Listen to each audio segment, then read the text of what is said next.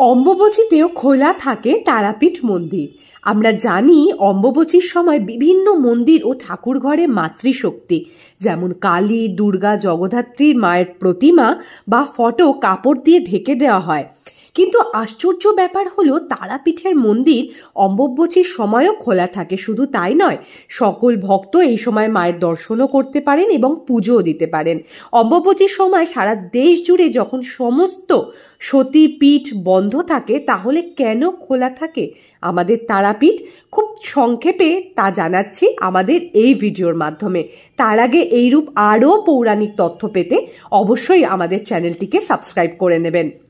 রাজা দক্ষের যজ্ঞে সতী নিজের বাবার মুখে তার স্বামী দেবাদিদেব মহাদেবের অপমান সহ্য করতে না পেরে যজ্ঞের আগুনে নিজেকে ভস্মীভূত করেন। ঘটনার পর মুহূর্তে মহাদেব বীরভদ্র রূপে এসে দক্ষের মস্তক ছেদন করেন। স্বয়ং মহাদেব আমাদের সংহারকর্তা। কিন্তু সেই কাজ ব্যতি রেখে সতীর দেহ নিয়ে তিনি যখন নানান স্থানে ঘুরতে থাকেন, তখন শ্রী বিষ্ণু পৃথিবীর ভারসাম্য রক্ষার জন্য নিজের সুদর্শন চক্র দ্বারা সতীর দেহকে 51 টুকরো করেন। সেই টুকরোগুলো যে স্থানে এসে পৃথিবীতে পড়ে, সেখানে এক একটি সতী পীঠ গড়ে ওঠে।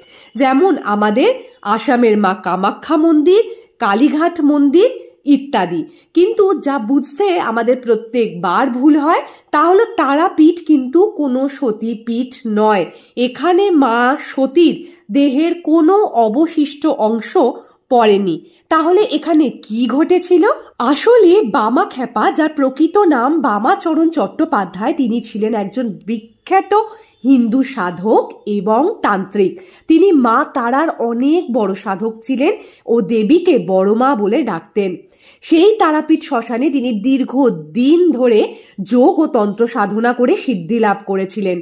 তাই তারাপীঠকে সিদ্ধপীঠ বলা হয়।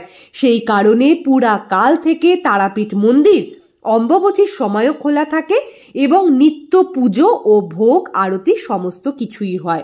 সেক্ষেত্রে তারাপীঠ কোনো সতীপীঠ নয়। আশা করি সিদ্ধপীঠ ও সতীপীঠের মধ্যে যে সূক্ষ্ম পার্থক্য আছে তা আমরা আমাদের এই ভিডিওর মাধ্যমে আপনাদেরকে জানাতে পেরেছি। ভিডিওটি কেমন লাগলো কমেন্টে জানাতে ভুলবেন না। ভিডিওটি লাইক করবেন, শেয়ার করবেন, অবশ্যই আমাদের চ্যানেলটিকে সাবস্ক্রাইব করবেন। আর বলতে ভুলবেন না, হর হর মহাদেব, ওম নমঃ শিবায়।